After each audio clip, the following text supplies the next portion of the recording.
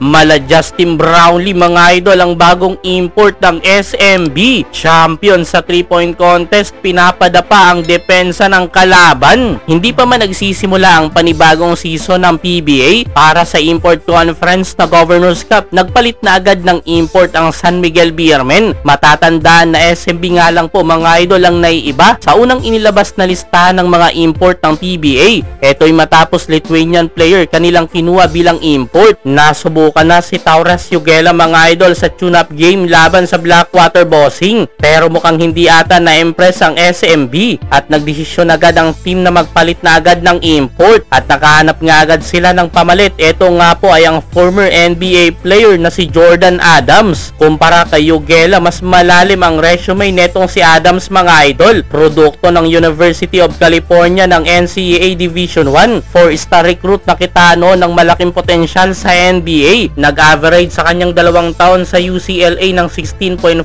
points per game, 4.6 rebounds, 2.1 assists at 2.4 steals per game. Hindi niya na tinapos ang 2 taon pa sana sa NCAA dahil dumiretso na agad mga idol sa NBA. Napabilang sa first round ng 2014 NBA draft class na puno ng mga talented player. Mga nakasabayan niya dyan sina Andrew Wiggins, Joel Embiid, Aaron Gordon, Zach LaVine, Nikola Jokic, Jordan Clarkson at marami pang iba. Kinuha bilang 22nd overall pick ng Memphis Grizzlies etong si Jordan Adams. Mas nauna pang napik mga idol kina Clint Capela, Bogdan Bogdanovic, Kyle Anderson, Nikola Jokic at Jordan Clarkson. Yun nga lang mga idol, hindi sinuwerte si Jordan Adams sa NBA. 2 taon lang tinagal niya rito at nag-average lamang ng 3.2 points in 32 games. Pero hindi pa naman natapos dyan ang karir ni Adams. Naging journeyman, naglaro sa Serbia, Mexico, Argentina, Uruguay at Venezuela, kung saan dyan nakuha niya ang kauna-unahang kampyonato sa kanyang basketball career at siya pa ang tinangal na Finals MVP, averaging 18.2